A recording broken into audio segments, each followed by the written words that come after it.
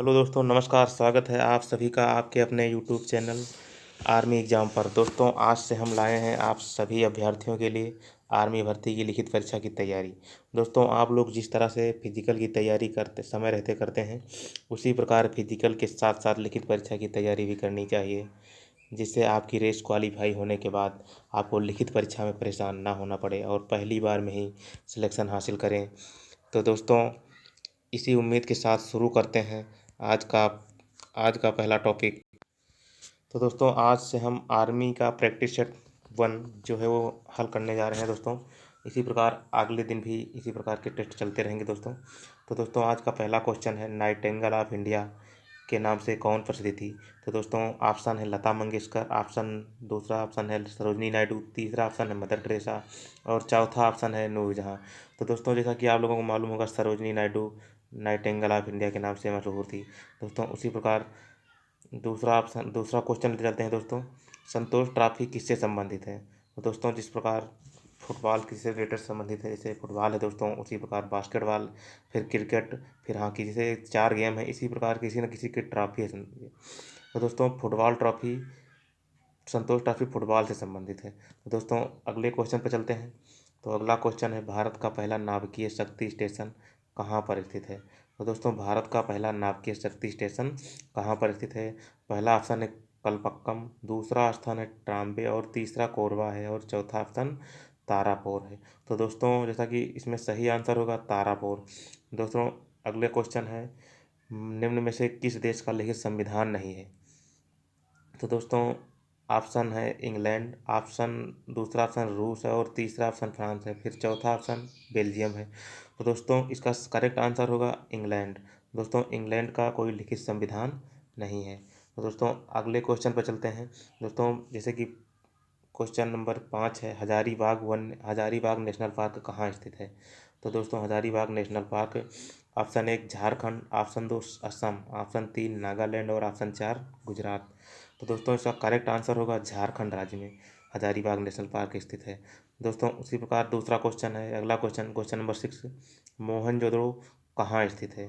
तो दोस्तों, मोहनजोदड़ो कहाँ स्थित है, इसके लिए ऑप्शन 1 लोथल, ऑप्शन 2 रंगपुर और ऑप्शन 3 सिंध प्रांत और चौथा ऑप्शन नालंदा। तो दोस्तों, इसका करेक्ट आंसर होगा सिंध प्रांत दोस्तों, जो कि पाकिस्तान में है वर्तमान टाइम में। दोस्तों, इसी प्रकार अगला क्वेश्चन है, मुगल साम्राज्य के दरबारी भाषा थी। नंबर 1 हिंदी, नंबर 2 उर्दू और नंबर 3 फारसी, नंबर 4 तुर्की। तो दोस्तों, इसका करेक्ट आंसर होगा पारसी दोस्तों। अगला क्वेश्चन है, प्रथम गोलमेज सम्मेलन कहाँ हुआ था। तो इसका ऑप्शन 1 दिल्ली, ऑप्शन 2 एडिनबर्ग और ऑप्शन 3 लंदन, ऑप्शन 4 मुंबई। तो दोस्तों, क्या करेक्ट आंसर होगा लंदन में दोस्तों। 1930 में प्रथम गोलमेज सम्मेलन हुआ था, जो कि लंदन में हुआ था दोस्तों। अगला क्वेश्चन है, रूस की संसद का क्या नाम है। तो option 1 Diet, option 2 Duma, option 3 assembly और ऑप्शन 4 राष्ट्रीय पंचायत। तो दोस्तों, इसका करेक्ट आंसर होगा रूस की संसद का नाम ड्यूमा है दोस्तों। अगला क्वेश्चन है, बास्केटबॉल में कितने खिलाड़ी होते हैं। तो दोस्तों, इसका करेक्ट आंसर होगा ऑप्शन 1 6, ऑप्शन 2 दोस्तों ऑप्शन 1 6, ऑप्शन 2 7, ऑप्शन 3 5, ऑप्शन 4 9। तो दोस्तों, इसका करेक्ट आंसर होगा ऑप्शन नंबर 5, यानी कि ऑप्शन नंबर 3 इसका करेक्ट आंसर होगा। पाँच खिलाड़ी होते हैं बास्केटबॉल में दोस्तों। इसी प्रकार अब जीके खत्म हो चुका है दोस्तों। अब भौतिक विज्ञान आता है। तो भौतिक विज्ञान से दोस्तों, पहला क्वेश्चन है, वर्षा की बूंदें गोलाकार होती हैं, किस कारण गोलाकार होती हैं, यानी कि वर्षा की बूंदें किस कारण गोलाकार होती हैं। ऑप्शन 1 सतही तनाव के कारण, ऑप्शन 2 वायु के वातावरण घर्षण के कारण, ऑप्शन 3 गोल पृथ्वी के गुरुत्व के कारण, ऑप्शन 4 वर्षा जल की श्यानता के कारण। तो दोस्तों, इसका सही आंसर होगा सतही तनाव के कारण, जो जिसे पृष्ठ तनाव बोलते हैं दोस्तों। अगला क्वेश्चन है, ध्वनि की चाल अधिकतम होती है, ध्वनि की चाल किस में अधिकतम होती है। तो दोस्तों, इसमें ऑप्शन 1 है वायु में, ऑप्शन 2 निर्वात, ऑप्शन 3 जल में और ऑप्शन 4 इस्पात में। तो दोस्तों, इसका करेक्ट आंसर होगा इस्पात में ध्वनि की चाल अधिकतम होती है। जैसे कोई पूछ लेता है वायु में ध्वनि की चाल ध्वनि यानी कि वायु की चाल किस में अधिक होती है, तो वायु की चाल निर्वात में अधिक होती है।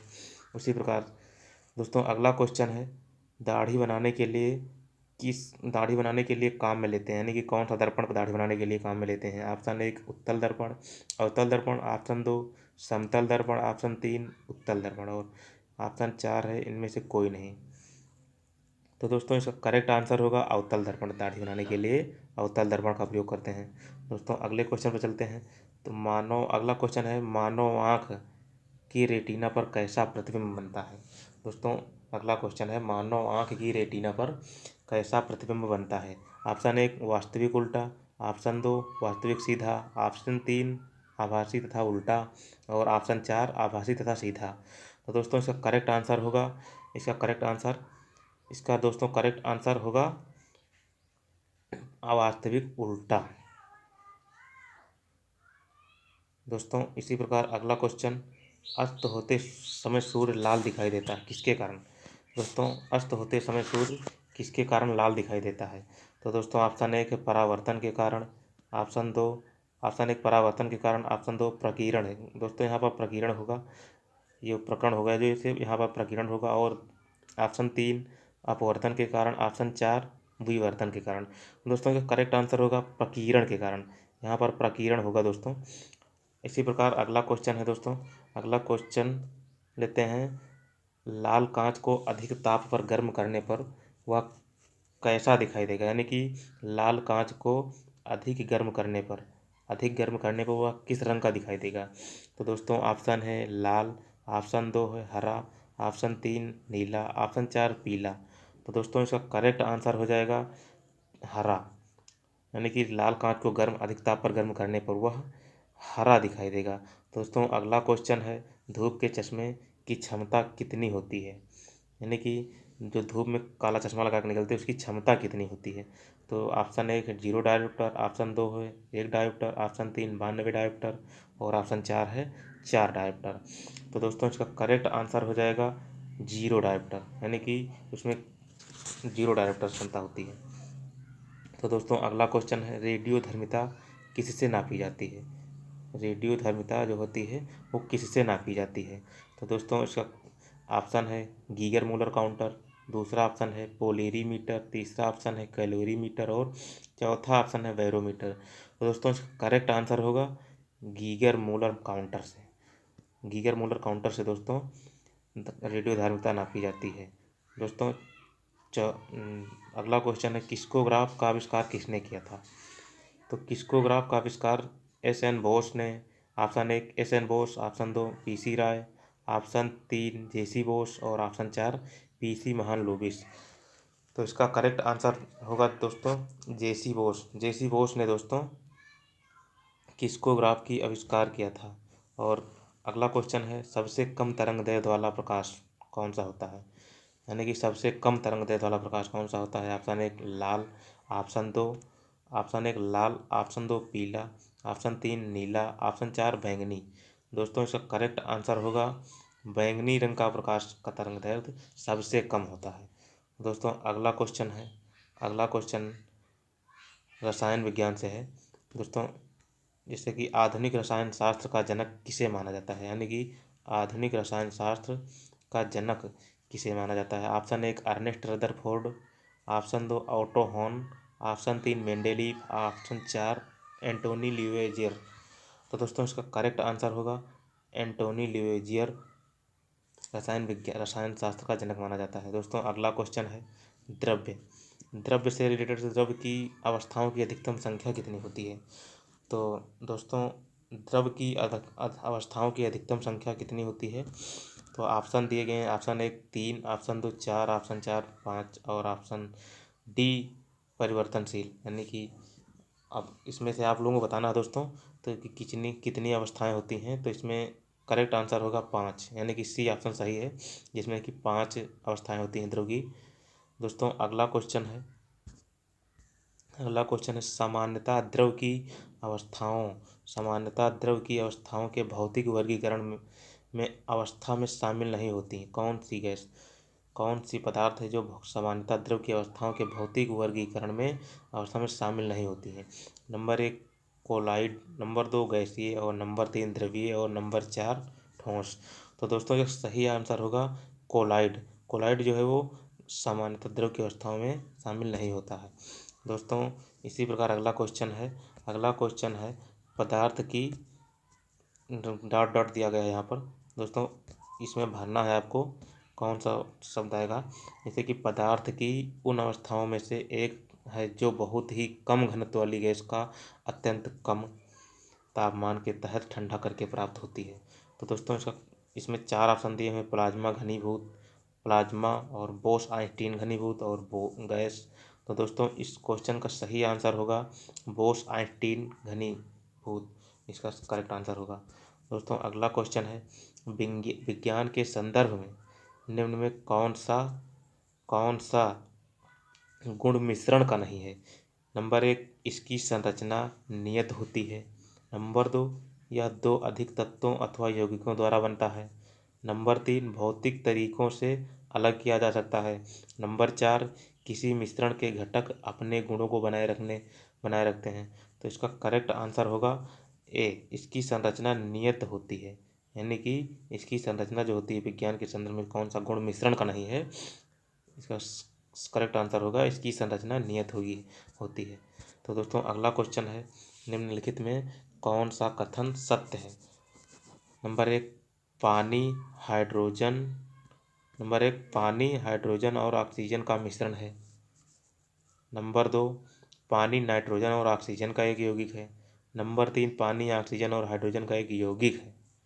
और ऑप्शन 4 है डी, पानी एक मूल तत्व है। तो इसमें करेक्ट आंसर कौन सा होगा दोस्तों, इसका करेक्ट आंसर होगा पानी ऑक्सीजन और हाइड्रोजन का एक यौगिक है, यही इसका करेक्ट आंसर होगा। तो दोस्तों अगले क्वेश्चन पर चलते हैं। हवा क्या है। दोस्तों हवा क्या है, तो इसी प्रकार हवा एक है। दोस्तों क्या है, तो ऑप्शन 1 शुद्ध मिश्रण, यानी कि हवा एक शुद्ध मिश्रण है। दूसरा ऑप्शन है केवल यौगिकों का मिश्रण है। तीसरा ऑप्शन है केवल तत्वों का मिश्रण है।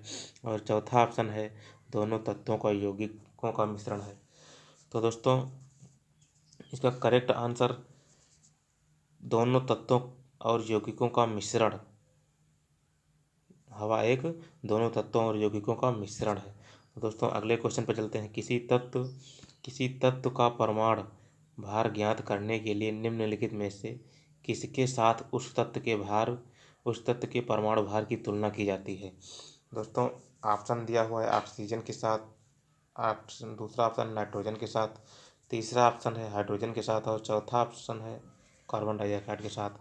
तो दोस्तों इसका करेक्ट आंसर होगा कार्बन डाइऑक्साइड के साथ तुलना की जाती है परमाणु भार की। तो दोस्तों अगला क्वेश्चन पर चलते हैं, नेक्स्ट क्वेश्चन पर।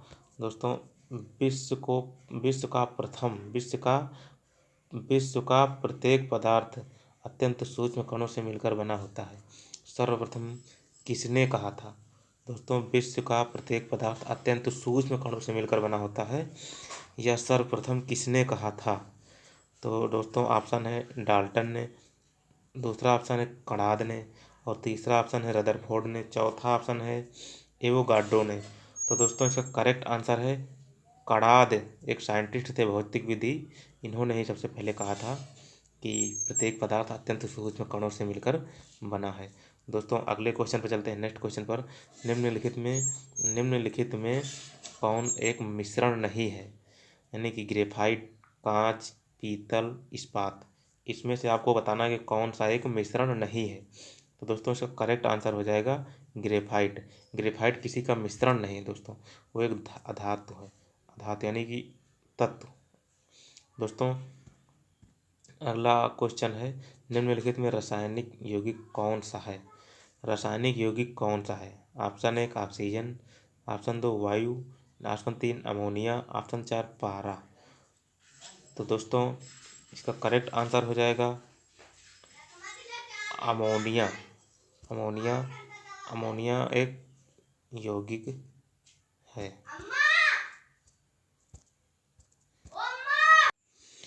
तो निम्नलिखित में रासायनिक यौगिक कौन सा है। ऑप्शन 1 ऑक्सीजन, ऑप्शन 2 वायु, ऑप्शन 3 अमोनिया, ऑप्शन 4 पारा। दोस्तों इसका करेक्ट आंसर होगा अमोनिया। अमोनिया एक रासायनिक यौगिक है। दोस्तों अगला क्वेश्चन है पदार्थ का परमाणविक सिद्धांत सर्वप्रथम किसने दिया था? पदार्थ का परमाणविक सिद्धांत सर्वप्रथम किसने दिया था? दोस्तों option 1 John Dalton, option 2 Rutherford, option 3 जे जॉनसन और ऑप्शन 4 नील बोर्स। तो दोस्तों इसका करेक्ट आंसर हो जाएगा जॉन डाल्टन ने पदार्थ का परमाणुिक सिद्धांत सर्वप्रथम जॉन डाल्टन ने दिया था। दोस्तों अगला क्वेश्चन है किसी परमाणु के लिए प्लम पुडिंग मॉडल किसके द्वारा दिया गया था? किसी परमाणु के लिए प्लम पुडिंग मॉडल किसके द्वारा दिया गया था? तो दोस्तों option 1 Antoine Lavoisier, option B J Thomson, option 4 Ernest Rutherford, option 4 है रॉबर्ट बोयल। तो दोस्तों इसका करेक्ट आंसर हो जाएगा अर्नेस्ट रदरफोर्ड द्वारा परमाणु के प्लम पुडिंग मॉडल दिया गया था। दोस्तों अगला क्वेश्चन है जीव विज्ञान से संबंधित है। दोस्तों अगला जीवन की मूलभूत इकाई यानी यूनिट क्या है? दोस्तों ऑप्शन ए है कोशिका, ऑप्शन है दूसरा ऑप्शन है अंग और तीसरा ऑप्शन है ऊतक, चौथा ऑप्शन है नाभिक। तो दोस्तों जीवन की मूलभूत इकाई कोशिका है। कोशिका से मिलकर हमारा शरीर बना हुआ है। तो दोस्तों अगला क्वेश्चन है कोशिका के बारे में निम्न में कौन सा कथन सही नहीं है? कोशिकाओं के आकार और माप विशिष्ट कार्य से संबंधित होते हैं। दूसरा ऑप्शन है कुछ कोशिकाओं के बदलते आकार होते हैं। प्रत्येक कोशिका तो कुछ सभी देह ऊतकों में एक ही प्रकार की कोशिकाएं विद्यमान हैं। अगला ऑप्शन है इसमें दोस्तों दो ही ऑप्शन दिए गए हैं, 4 ऑप्शन दिए गए हैं। तो दोस्तों इसका करेक्ट आंसर हो जाएगा सभी देह ऊतकों में एक ही प्रकार की कोशिकाएं विद्यमान हैं। तो दोस्तों अगला क्वेश्चन है कि निम्नलिखित में कौन सा कोशिकांग पादप कोशिका में पाया जाता है? निम्नलिखित में कौन सा कोशिकांग पादप कोशिकाओं में पाया जाता है? नंबर 1 पाया जाता है किंतु जंतु में नहीं पाया जाता है, यानी कि पादप कोशिकाओं में पाया जाता है और जंतु कोशिका में नहीं पाया जाता। तो ऑप्शन है क्लोरोप्लास्ट, दूसरा ऑप्शन है एंडोप्लाज्मिक रेटिकुलम, तीसरा ऑप्शन है माइटोकॉन्ड्रिया और चौथा ऑप्शन है राइबोसोम्स। तो दोस्तों इसका करेक्ट आंसर हो जाएगा क्लोरोप्लास्ट जो होता है क्लोरोप्लास्ट वो जंतु कोशिका में नहीं पाया जाता। वो पादप कोशिका में पाया जाता है लेकिन जंतु कोशिका में नहीं पाया जाता है। इसका अपवाद अमीबा है दोस्तों, याद रखना। दोस्तों कोशिका का जीवित अंश जीव द्रव्य यानी प्रोटोप्लाज्म कहलाता है या किसका बना होता है? केवल कोशिका द्रव्य का या फिर केवल केंद्रक द्रव्य का या फिर कोशिका द्रव्य और केंद्रक द्रव्य का और फिर केशिका द्रव्य या केशरक का केंद्रव्य या और अन्य केशिकांगे? तो दोस्तों इसका करेक्ट आंसर होगा केशिका द्रव्य। दोस्तों अगला क्वेश्चन है 80% से अधिक कोशिका में क्या पाया जाता है? प्रोटीन, चर्बी, खनिज या जल? तो दोस्तों 80% से अधिक कोशिका में जल पाया जाता है। दोस्तों अगला क्वेश्चन है निम्नलिखित में किन कोशिकाओं में नाभिक नहीं होता? निम्नलिखित में किन कोशिकाओं में नाभिक नहीं होता? तो दोस्तों इसका ऑप्शन 1 है मूल रोम कोशिकाओं में, दूसरा ऑप्शन है लाल रक्त कोशिकाओं में, तीसरा ऑप्शन है प्लेटलेट्स में और चौथा ऑप्शन है मोनोसाइट में। तो दोस्तों लाल रक्त कोशिकाओं में नाभिक नहीं होता, नाभिक केंद्रक यानी कि नहीं होता। दोस्तों अगला क्वेश्चन है निम्नलिखित में कोशिकाओं के आत्मघाती बैग कहे जाते हैं, यानी कि कोशिका के आत्मघाती बैग किसे कहा जाता है, यानी आत्मघाती की थैली किसे कहा जाता है? दोस्तों ऑप्शन है लाइसोसोम, दूसरा ऑप्शन राइबोसोम्स और तीसरा ऑप्शन है डिक्टोसोम और चौथा ऑप्शन है फाइगोसोम्स। दोस्तों इसका करेक्ट ऑप्शन हो जाएगा लाइसोसोम्स। लाइसोसोम्स को कोशिका की आत्मघाती थैली कहा जाता है। दोस्तों अगला क्वेश्चन है कोशिका अंगों में से कौन सा एक अर्धपारगम है, यानी कोशिका झिल्ली, प्लाज्मा झिल्ली और कोशिका भित्ति केंद्रक? तो दोस्तों इसका करेक्ट आंसर हो जाएगा कोशिका झिल्ली कोशिका अंगों में से एक अर्धपारगम्य है। दोस्तों अगला क्वेश्चन है निम्नलिखित में किसको सेल यानी पावर का प्लांट भी कहा जाता है, यानी कोशिका का ऊर्जागृह? तो दोस्तों ऑप्शन है गाल्जी का है, दूसरा ऑप्शन है माइटोकॉन्ड्रिया, तीसरा ऑप्शन है राइबोसोम और चौथा ऑप्शन है लाइबोसोम्स। तो दोस्तों इसका करेक्ट आंसर हो जाएगा माइटोकॉन्ड्रिया को पावर हाउस यानी कि कोशिका का पावर प्लांट भी कहा जाता है। दोस्तों अगला क्वेश्चन है कोशिका का शक्ति स्रोत कौन होता है। कोशिका का शक्ति स्रोत यानी कि ऑप्शन 1 कोशिका भित्ति, option 2 mitochondria, option 3 ribosomes, option 4 nucleus. तो दोस्तों इसका करेक्ट आंसर हो जाएगा, इसका करेक्ट आंसर कौन सा होगा दोस्तों, माइटोकॉन्ड्रिया कोशिका का शक्ति स्रोत होता है। दोस्तों अगला क्वेश्चन है मानव शरीर में मौजूद कोशिकाओं में से इसमें माइटोकॉन्ड्रिया नहीं पाया जाता है। तो दोस्तों इसका करेक्ट आंसर इसमें ऑप्शन है लाल रक्त कोशिका, दूसरा ऑप्शन है यकृत कोशिका, तीसरा ऑप्शन है मांसपेशी कोशिका और चौथा ऑप्शन श्वेत रक्त कोशिका। तो दोस्तों इसका करेक्ट आंसर हो जाएगा यकृत कोशिका। यकृत कोशिका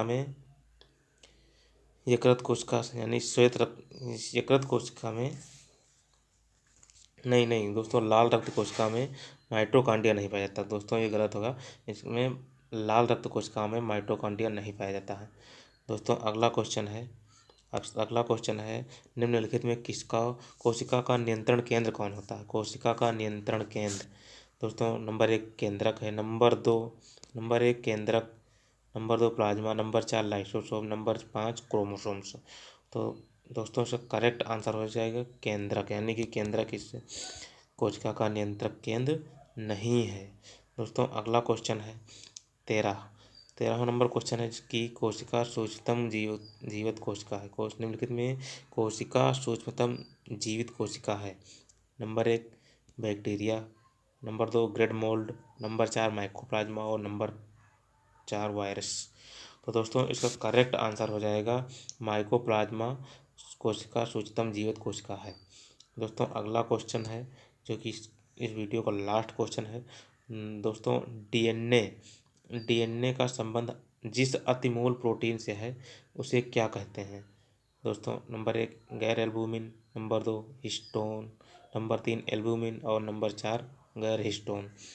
तो दोस्तों इसका करेक्ट आंसर हो जाएगा हिस्टोन। डीएनए का संबंध जिस अतिमूल प्रोटीन से है उसे कहते हैं हिस्टोन प्रोटीन। तो दोस्तों उम्मीद करते हैं कि ये वीडियो आपको अच्छी लगी होगी और समझ में आया होगा।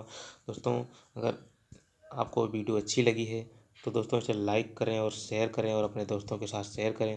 दोस्तों अगले दिन फिर हम लाएंगे नेक्स्ट वीडियो जो कि आर्मी से स्पेशल होगी। और दोस्तों आर्मी से स्पेशल जो भी नोटिफिकेशन होगी मैं आपको बताऊंगा। दोस्तों इसी के साथ एंड करते हैं। Thank you for watching.